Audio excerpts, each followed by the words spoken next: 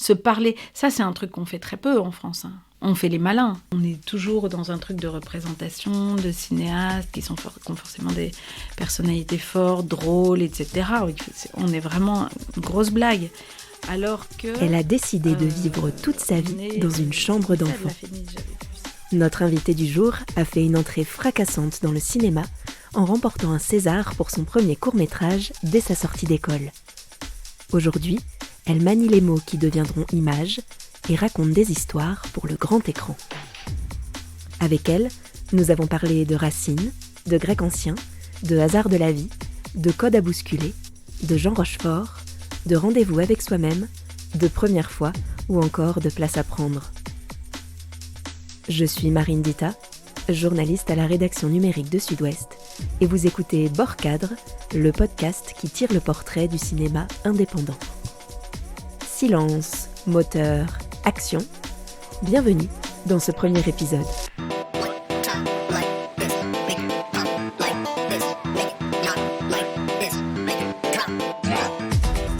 Aujourd'hui, nous entamons notre série de portraits avec Delphine Glaise, qui est venue nous raconter son parcours et son métier de scénariste. Bonjour Delphine. Bonjour. Et pour mener l'entretien avec moi, c'est Natacha Séverine, directrice de la programmation du FIFIB, qui nous rejoint. Bonjour Natacha. Bonjour. Alors, avant toute chose, Delphine, est-ce que tu peux te présenter, ton nom, ton âge, d'où tu viens, et en quelques mots, en quoi consiste ton métier ? Je m'appelle Delphine Glaise, donc j'ai 48 ans. Je suis née dans le nord de la France, c'est très important, parce que c'est en quoi consiste mon métier. Je pense que c'est d'abord d'être née là où je suis née, entre Paris et Bruxelles. Je vis à Bordeaux depuis presque 10 ans. J'ai 2 enfants, c'est très important aussi maintenant dans comment envisager le métier. D'avoir des enfants, c'est pas rien, parce qu'avant on n'avait que des films à porter. En quoi consiste mon métier, je ne saurais pas vraiment répondre, et je trouve ça louche qu'on sache vraiment répondre à ça. C'est-à-dire que je pense que j'aurais pas pu faire autre chose que ce métier. Alors on va me dire, oui, mais c'est quoi ce métier ? Bon, alors c'est marqué quand je dois rendre des papiers, je marque scénariste et réalisatrice. En vérité, c'est plus compliqué que ça. C'est avoir compris à un moment donné que l'enfance, l'adolescence, que la découverte du cinéma, qui est quelque chose d'assez tardif chez moi, ça m'a paru évident que je ne pourrais que écrire pour le cinéma et faire du cinéma. C'était une nécessité, mais une nécessité pas du tout guidée par quelque chose de... C'est pas mes parents qui m'emmenaient au cinéma. J'habitais une ville où il y avait vraiment le film de ciné-club le plus pointu, c'était Top Gun. Donc, effectivement, c'est pas ça qui m'a poussée. Il n'y avait pas d'option cinéma, voilà. Moi, c'était la lecture. C'est la lecture qui a déclenché ton envie de faire du cinéma ? Ça a été la découverte du grec ancien au départ. Vraiment, je pense que l'envie de cinéma, c'est au lycée. Je découvre des guerres extraordinaires. Il suffit de 4 lignes pour décrire une guerre que j'aurais eu envie d'écrire et de filmer. Il s'agit d'avoir l'apparition d'un oracle pour me faire éclater de rire et de me dire « Ah mais oui, je vois très bien comment je pourrais filmer ça ». Ça, assez rapidement, en fait, assez tôt. Mais je n'ai une culture à l'époque que de télé. Je pense que c'est l'émission, vous n'étiez pas nés, mais sur le cinéma de minuit, un jour je vois Free de Todd Browning et je ne comprends pas ce qui m'arrive. Parce que j'ai l'impression de reconnaître Je ne suis pas frappée par la mise en scène, je suis frappée par l'idée que quelqu'un un jour a eu cette idée de film, est allé au bout, et que ça me raconte quelque chose qui est au-delà de ce qui est raconté dans le film. C'est-à-dire, je vois Freaks et je reconnais une famille. Alors évidemment, on y met des choses que je vis personnellement, qui sont très proches de ma famille, sur le handicap, la différence, le regard de l'autre. Alors il y a Todd Browning qui est vraiment important. C'est surtout ce film, en fait. Alors tu es adolescente à ce moment-là, tu vas devoir choisir ton orientation. Le cinéma, ça devient une option envisageable ? Bizarrement, j'en parle à mes parents après le bac en me disant j'aimerais bien faire du cinéma, en sachant pas ce que ça veut dire en fait. Pour moi, c'est être en couverture de première, enfin je vois pas trop ce que ça veut dire. Mes parents me disent non, surtout pas, sois prof et puis le week-end tu feras ce que tu voudras. Et moi, je voyais bien qu'ils étaient dans l'enseignement et que le week-end, ils font pas du tout ce qu'ils veulent et que c'est pas ça d'être prof, on sait que ça prend tout le temps, c'est extrêmement compliqué de faire quelque chose à côté. Donc je fais des études de lettres, toujours en continuant le grec ancien. Je fais des études de lettres pendant 4 ans et après je passe la FEMIS en me disant je ne sais pas ce que c'est que la FEMIS, à part que c'est le nouveau nom de l'IDEC et que c'est une école gratuite. Et je pense qu'il y a un malentendu sur le fait que je rentre à la Fémis, c'est que je suis pas une bête à concours, je tombais dans les pommes le jour des contrôles de maths, enfin, j'ai rien de quelqu'un qui aime les concours, mais vraiment, et qui les supporte. Je supporte pas. Mais il y a une sorte d'innocence totale. Je vais me présenter, c'est des épreuves de 6 heures. Oui, ce que j'allais dire, la Fémis, pour nos auditeurs, c'est une école de cinéma, la meilleure école de cinéma de France. Et le concours est très sélectif, justement. C'est un concours qu'on prépare beaucoup en amont. C'est très... Alors bon, est-ce que ça se prépare vraiment ? Bon, on peut préparer à une cinéphilie, effectivement. Moi, je suis entrée vraiment à la Fémis, je ne savais pas qui était Cassavetes. Mais par contre, je savais que si on me donnait 2 lignes, notamment, je me souviens, j'avais fait une épreuve de 6h30 sur la phrase « Le python d'André s'est échappé », il le retrouve chez sa voisine du dessous. Et il fallait faire un film à partir de ça. Donc j'étais effectivement très contente parce que d'un seul coup, je me suis dit, civilisation minoenne, etc. Génial, la femme au serpent. Ah, mais c'est génial.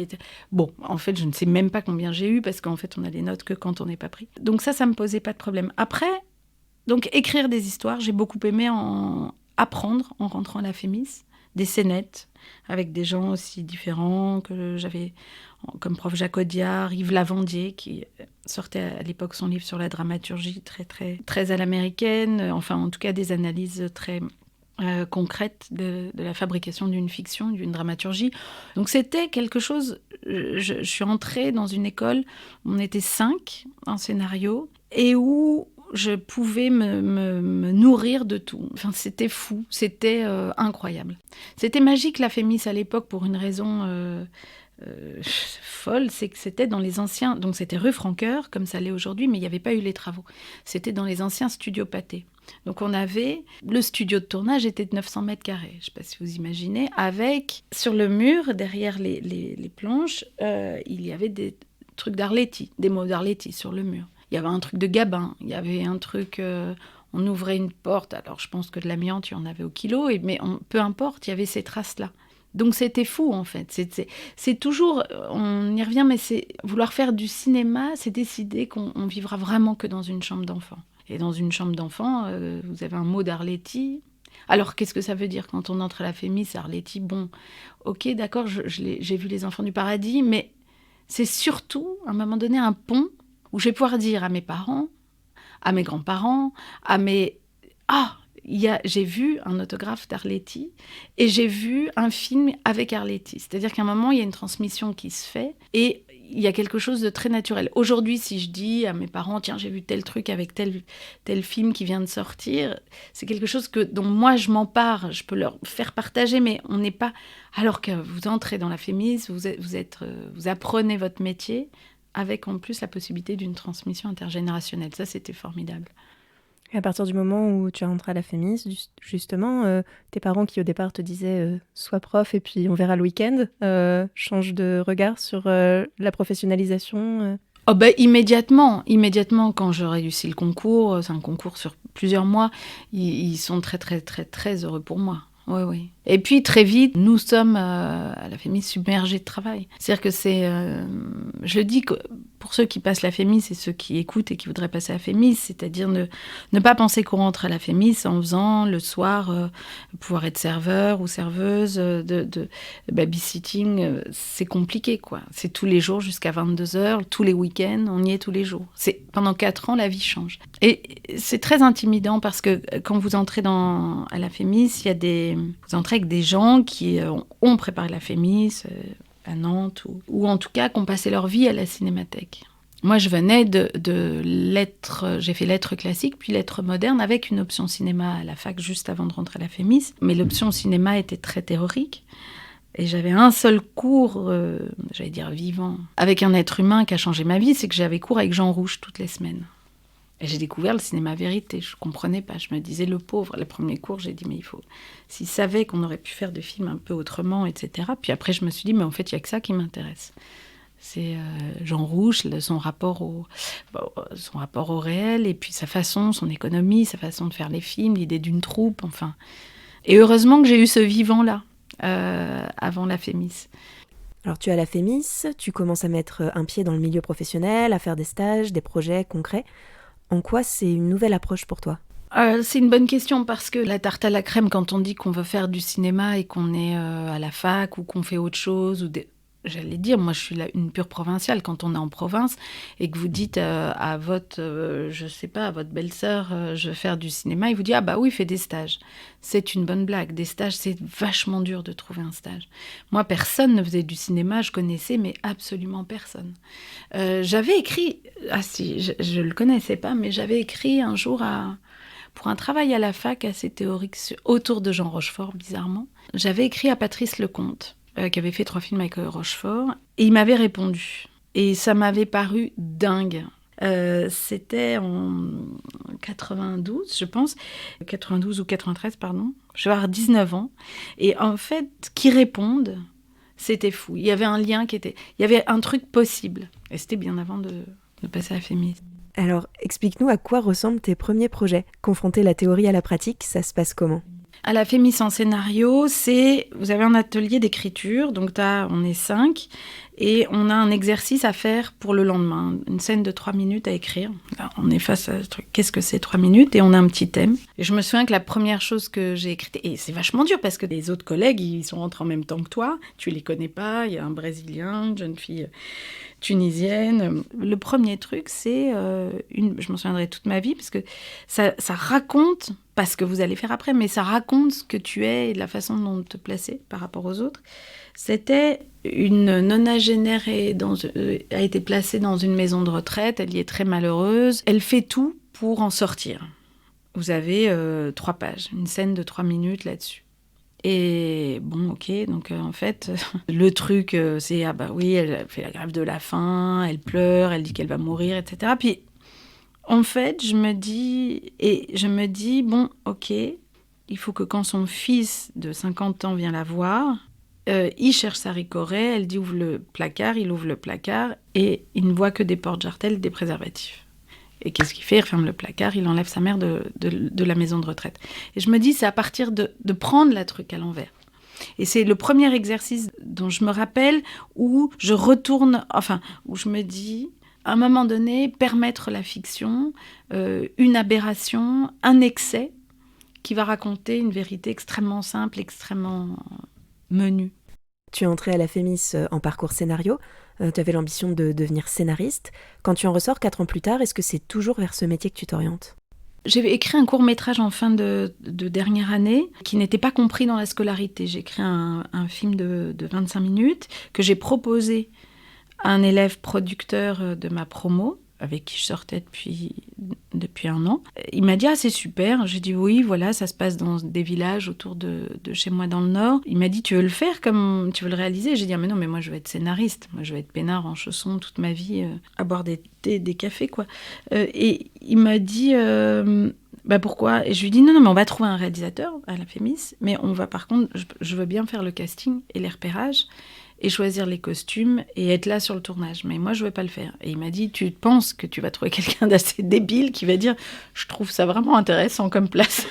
Donc en fait, tu vas le faire toi-même. Et puis, je vais le produire et ça va être mon premier film. Et ça a été un premier court-métrage qui était fort pour une raison, parce que c'est une première fois.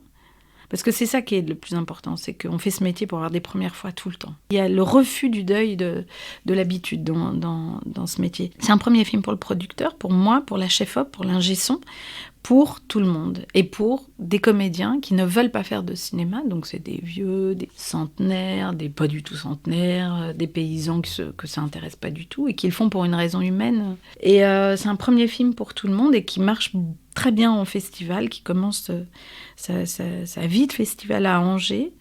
Je pense que c'est en 99 ou 2000, je me souviens plus, et qui a le Grand Prix du public, et après il n'arrête plus d'avoir les Grands Prix. Donc ce film, c'est Salbatare ? Salbatare, absolument, et puis il a le César à la fin du truc.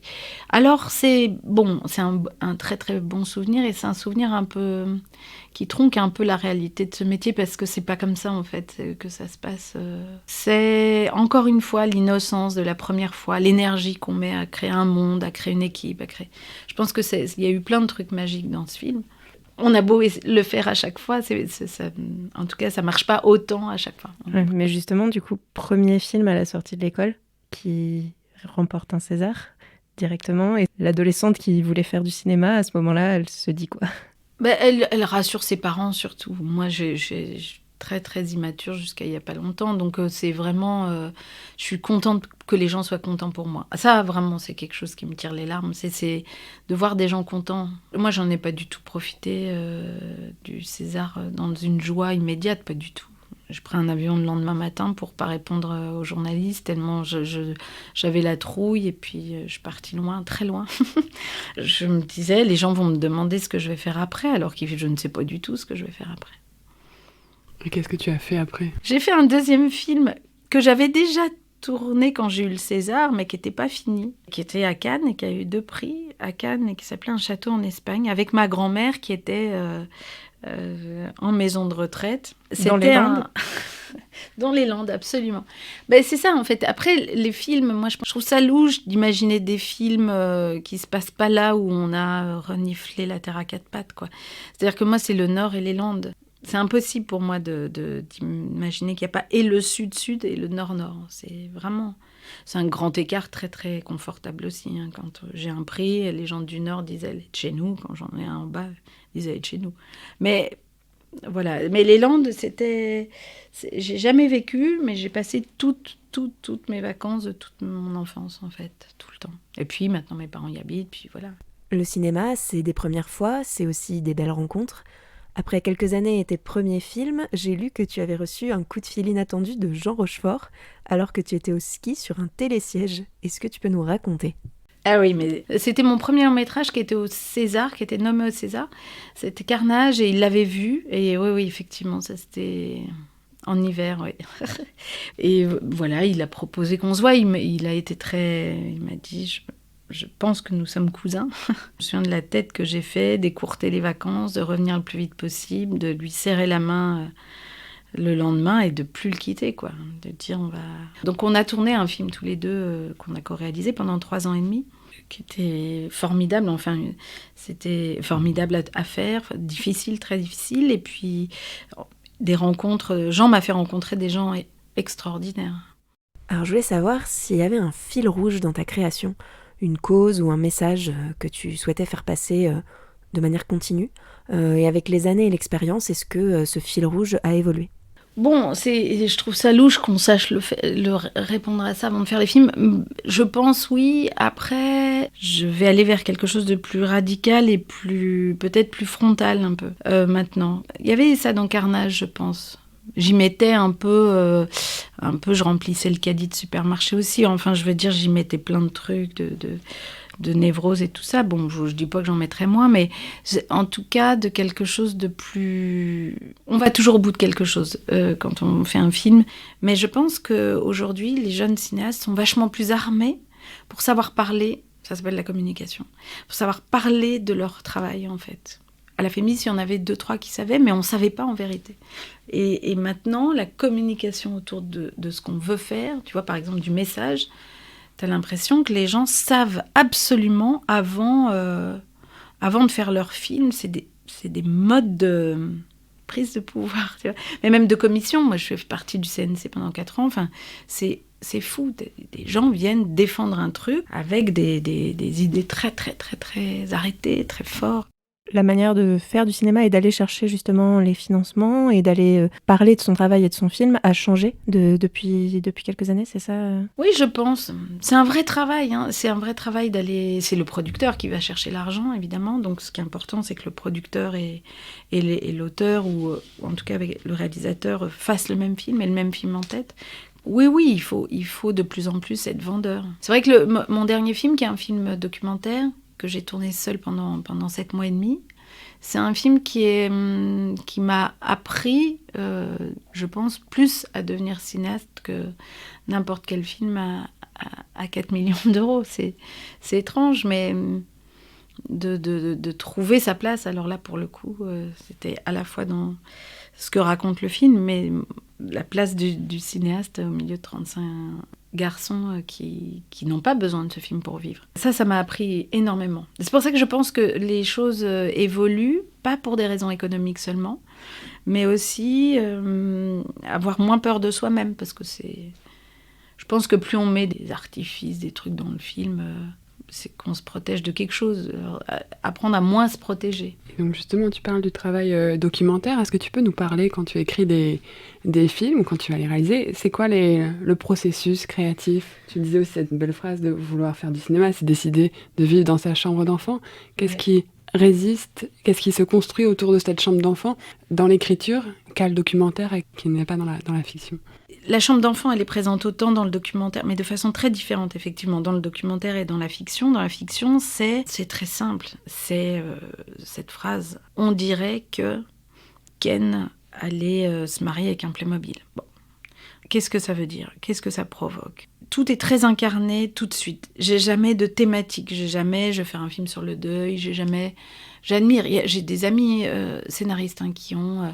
j'aimerais bien traiter ce sujet. Il n'y a rien de pire que quelqu'un qui me dit j'ai envie de faire un film sur une course à la mairie, quelqu'un qui veut se présenter. Bon, s'il fallait que je sois scénariste pour quelqu'un de ça, je m'y mettrais, etc.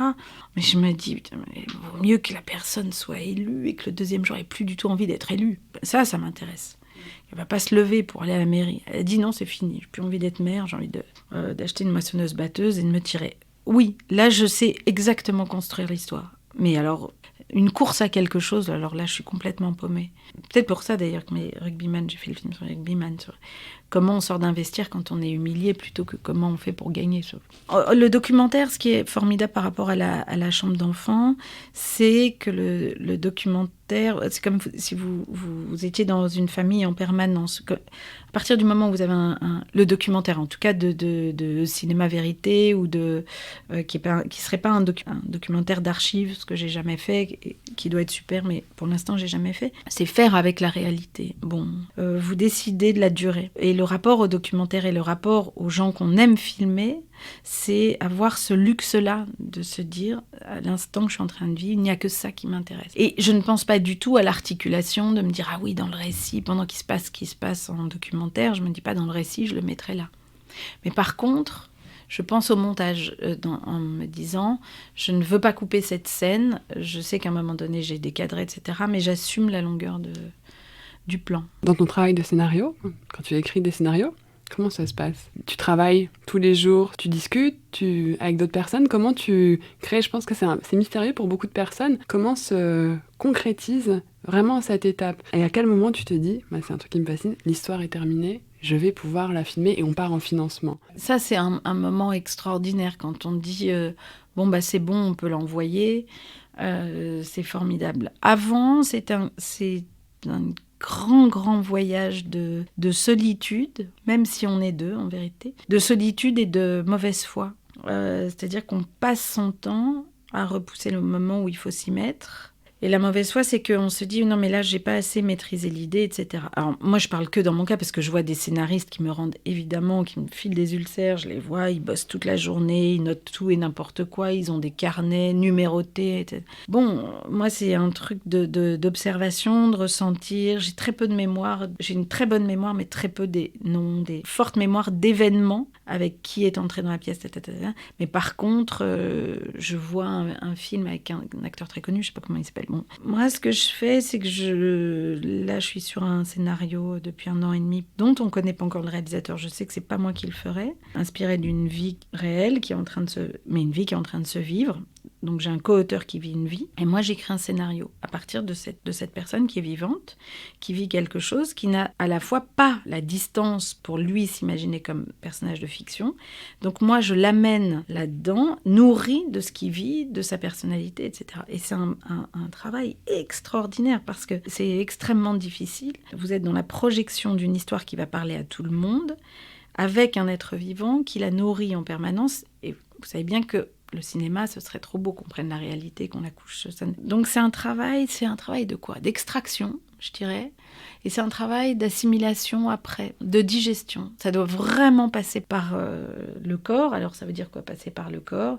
Ça veut dire, ça passe par les oreilles, bien sûr. Mais chez moi, ça passe beaucoup par le sommeil. C'était pour Carnage, je dormais tous les jours, toute la journée.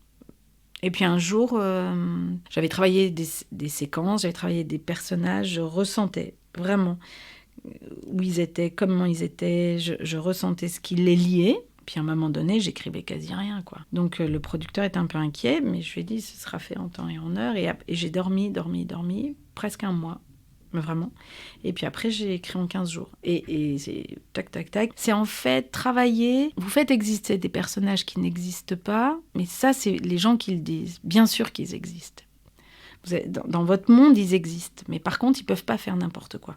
Donc c'est vrai que je peux repasser 75 fois sur une scène qui, entre guillemets, marche, mais en vérité qui ne marche pas. Où le personnage est vraiment comme moi j'ai envie qu'il soit, donc ça ne va pas. Voilà, c'est un travail journalier, mais pas effectivement journalier, c'est-à-dire pas effectif en tout cas. Par exemple, là, hier, j'ai repris un scénario, j'ai vu que ça faisait 6 jours que je n'avais pas touché. Ça me rend malade. Et en même temps, ça fait 6 jours que je ne pense qu'à ça et je pense que j'ai plus fait avancer. Et est-ce que tu peux nous parler de la structure ? Comment tu structures un scénario ? De façon à la fois classique et pas classique, c'est-à-dire que très vite, je me dis une question simple, comme avant une histoire d'amour, je pense, c'est quoi l'enjeu en fait ? Est-ce que mon personnage, il est prêt à quoi pour aller au bout de son désir ? Qu'est-ce qu'il est prêt à perdre ? Toujours, ça, je me demande ça. S'il peut perdre un bras, mais il ira quand même... Alors, l'enjeu vaut le coup. Donner un enjeu, et c'est faire une liste d'obstacles que le personnage va rencontrer. Et puis, évidemment, ce qui est intéressant, c'est que quand vous faites la liste d'obstacles, c'est de se dire... quand vous relisez, qui sont nuls ces obstacles, parce que ce qui est le plus intéressant, mais ça c'est au bout d'un moment, c'est l'obstacle principal, c'est qu'est-ce qu'il a en lui-même. Donc là, tu parles de tout le processus de création des personnages, de leur évolution, de leurs obstacles, etc. Ça se rapproche beaucoup d'un travail d'écrivain. Quelle est la différence entre écrire un roman, écrire un scénario pour le cinéma et du coup la partie scénario, où s'arrête le travail du scénariste et où commence le travail du réalisateur ? Alors, où s'arrête le travail de scénariste et commence celui du réalisateur ? Le travail du réalisateur commence déjà dans le scénario. Ce qui fait que non, c'est pas du tout pareil d'écrire un roman et d'écrire un scénario, et pas du tout pour un truc technique de extérieur jour, séquence 1, etc. Pas du tout. C'est que l'écrivain écrit au kilomètre des choses gratuites. Bon, ça va pas coûter cher, hein, il y aura un nombre de pages supplémentaires. Vous, en 3 lignes, vous pouvez dépenser 18 millions. Donc, c'est pas pareil. C'est-à-dire qu'on écrit quelque chose qui est transitoire. On n'écrit pas quelque chose qui sera dans une bibliothèque. Il n'y a rien de pire. J'en ai plein des scénarios que j'ai téléchargés, que mon producteur m'a téléchargés, de chefs-d'œuvre, etc. Alors, on les a comme des choses, c'est des vestiges, c'est un peu sordide. Ça ne sert à rien d'avoir un scénario chez soi. Quand on me dit « Ah, tu peux me montrer tes scénarios ?» Mais je dis « Mais vous croyez quoi ? Mais c'est de la litière pour hamster. Qu'est-ce que ça veut dire ? Ça ne sert plus à rien. C'est un objet transitoire qui fait que vous traduisez une histoire, certes, mais surtout vous transmettez un désir. Et un désir qui est protéiforme, c'est-à-dire un désir pour un réalisateur, ou pour vous, c'est vous qui le faites, un producteur, mais un moment, un chef-op qui va le lire va se dire « Waouh, j'ai envie d'éclairer ça ». Un ingénieur du son va dire « Waouh ». Des financiers vont dire « Waouh, nous on croit en cette... » Il a beaucoup de spectateurs, avant d'arriver aux spectateurs de la salle dans le noir, le scénario. Le roman, il est adressé à celui qui l'aura entre les mains. Un scénario n'est pas un objet. Ça change tout et tout a son importance. Donc toute la partie de création, voilà, qui est très organique, qui occupe beaucoup l'esprit, le quotidien, qui prend un peu toute la place. Comment ça se conjugue avec le côté, c'est aussi un métier, avec des contraintes, des deadlines, enfin une nécessité aussi d'en vivre et de peut-être mener plusieurs projets en parallèle. Comment on fait de quelque chose d'aussi personnel qui nécessite d'y mettre un peu toute sa chair, comment on garde cet aspect aussi professionnel et c'est un métier. Alors, c'est une bonne question et c'est la question que je me pose pas assez, justement. Je me plains beaucoup, je me plains tout le temps, en fait. Bon, les auteurs en France, c'est pas simple, hein. On les cite pas. Quand il y a des prix, on oublie souvent le scénariste, alors que, voilà, sans lui, il y a rien. C'est vrai qu'il y a toujours un truc un peu compliqué au César. C'est assez marrant de regarder, par exemple, quand vous avez le César de l'adaptation, le nombre, il n'y en a pas eu beaucoup, mais il y en a eu quelques-uns, je ne citerai pas, qui se remercient entre eux, mais qui ne remercient pas le mec qui a écrit le roman, qui a fait des millions qui s'est vendu à je sais pas combien de trucs. Et je me dis, le gars est devant sa télé, il doit quand même pas être très content. Comment on en vit ? Bon, on en vit. Alors, c'est les deadlines qui font qu'on est payé. Hein. Vous rendez d'abord... Techniquement, vous devez rendre un synopsis, ensuite vous rendez un traitement, une version, une deuxième, une troisième version, ensuite une première version dialoguée, deuxième version dialoguée.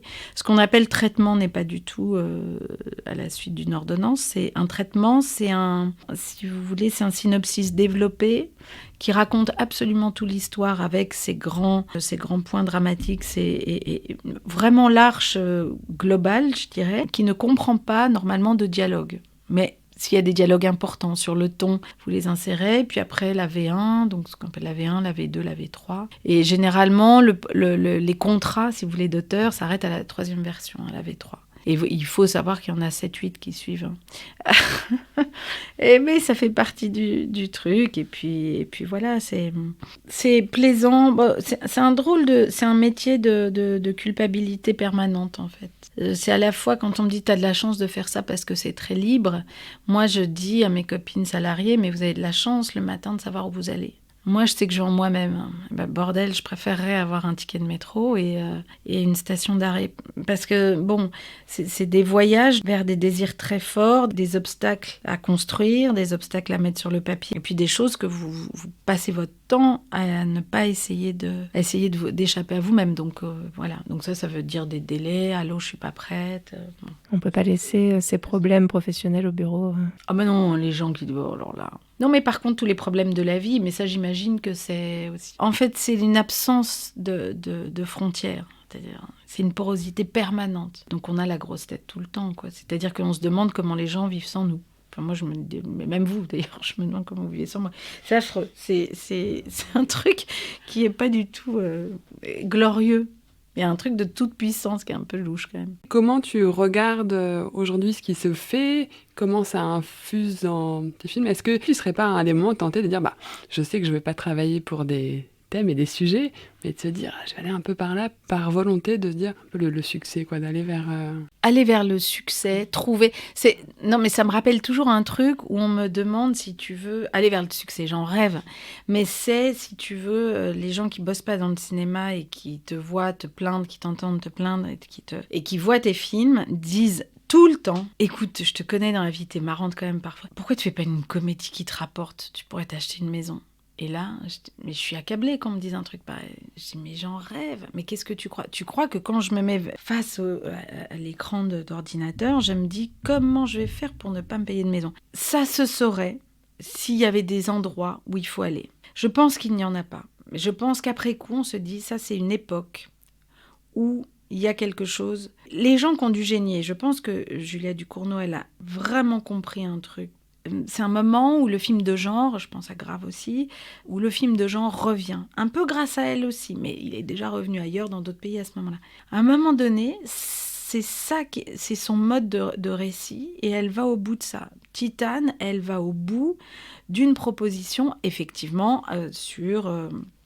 des thèmes et des thématiques qui sont très porteuses en ce moment. Mais je pense pas qu'on puisse aller... On peut pas faire un bon film si on va vers quelque chose en se disant, je pense que c'est vers là qu'il faut aller, tu vois. Je pense pas, sinon je ferais un film sur Greta Thunberg. Non, je saurais pas le faire, tu vois. Mais par contre, après coup, se dire, je pense que j'avais quelque chose entre les mains dont j'ai pas tiré le maximum et je suis pas allée au bout de quelque chose par négligence, par immaturité, tout ça. Ça, oui. Vraiment. Mais c'est un métier où on sent plus que les autres, que ce soit réalisateur ou scénariste, que parfois on a loupé le coche. C'est très dur, c'est un talent d'être en avance. Donc tu parlais avant de l'obsession de trouver une place. Et ce qui me paraît fascinant, c'est que tu le nommes très bien. Est-ce que les films permettent de débloquer la question intime qu'on a en soi ? Est-ce que de faire des films, est-ce que ça résout pas cette obsession ? Et comment cette obsession perdure tout au long d'une quête et du travail ? Si, en fait, c'est très contradictoire. C'est-à-dire que tu fais des films en détestant l'idée de la compétition, alors que tu es en compétition en permanence. Et c'est pas compétition de festival, pas du tout. C'est qu'à un moment donné, faire des films, c'est se mettre en position en permanence qu'on nous dise non. Non, tu sortiras pas ce soir. C'est-à-dire que les commissions qui lisent, les producteurs, les coproducteurs, les gens ils disent bah non. On dit oui, mais rarement, quoi. C'est un métier où on dit non tout le temps. Et on crée et on se nourrit de ce non en essayant d'en faire quelque chose et en disant mais c'est pas grave, je n'abandonne pas, je continue, ok, je vais travailler encore, etc. Peut-être là vous avez un peu tort les gars, mais bon, ok, vous avez dit non, c'est pas grave. Je vais vers un oui. Et ça, en fait, effectivement, quand tu trouves ta place, en tout cas quand on te donne une place par des prix, etc., c'est super compliqué de la garder. À un moment donné, on te dit, bon, t'es là, donc comme t'es là, on ne peut être que déçu après. Enfin, on trouve qu'on est bien vraiment au bout de 25 ans. C'est avant... Bon, on a été tout, on a été génial, puis après, tac, puis après, Alors, c'est pas faire ses preuves, c'est à un moment donné trouver qui on est et se dire qu'il faut arrêter de dépendre du regard des autres. N'empêche que c'est un métier où si l'autre n'a pas envie de vous, parce que je suis désolée, mais quand c'est vos tripes et quand on vous jette un scénario, c'est comme si on vous preniez un râteau, mais puissance 1 million, c'est de se relever et de se dire « Oh, mais c'est pas grave, t'inquiète, je crois en moi. » Si tu savais la richesse intérieure. Alors que c'est pas vrai, on est au 36e dessous. Alors la place qu'on trouve, c'est la place qu'on se fait, si tu veux, petit à petit.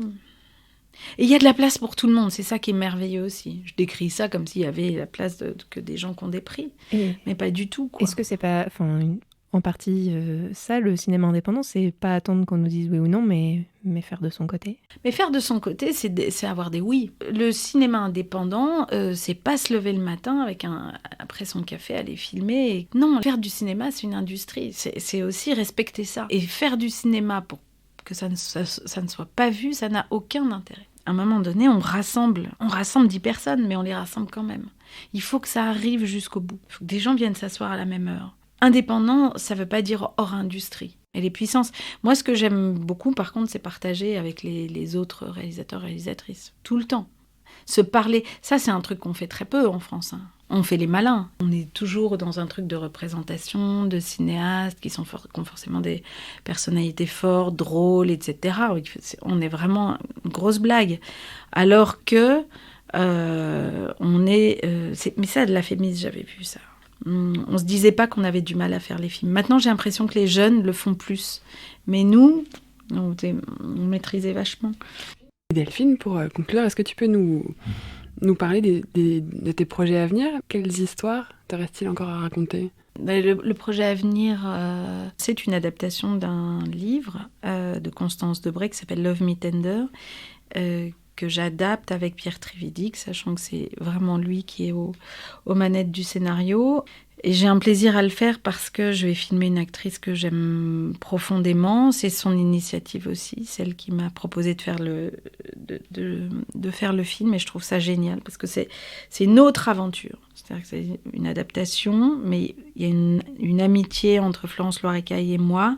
Moi, fascinée par l'animal Florence Loirecaille, une envie de la filmer, une envie de comprendre cette fille qui est hors mode, hors troupe, pour le coup, hors tout, et de la suivre dans un film qui va être assez violent et radical. Ça m'anime. Je pense que ça répond aussi à la question suivante, c'est-à-dire que c'est vraiment les histoires qui restent à raconter, c'est des histoires de rencontres improbables. Et aussi une histoire, deux histoires aussi. Bon, c'est des histoires de place dans la famille, oui, des histoires d'enfants en tout cas, qui n'ont pas l'âge qu'ils devraient avoir. On leur attribue en tout cas une mission, celle d'être un enfant, alors qu'ils sont bien autre chose. Je te souhaite le meilleur dans la réalisation de ces prochains projets. Merci beaucoup Delphine d'être venue nous raconter ton parcours et ta vision, et merci Natacha pour ton expertise sur le sujet. Merci aussi à vous, auditeurs, qui êtes toujours plus nombreux à nous écouter. Si vous avez aimé cet épisode, n'hésitez pas à nous le dire et à le partager autour de vous. Vos retours et vos suggestions nous sont toujours très précieux. Et pour ne rien manquer de Bord Cadre, rendez-vous sur sudouest.fr ou sur fifib, fifib.com, ou bien abonnez-vous sur Spotify, Apple Podcast, Google Podcast ou votre plateforme d'écoute habituelle. On se retrouve dans 15 jours pour un nouvel épisode. D'ici là, portez-vous bien.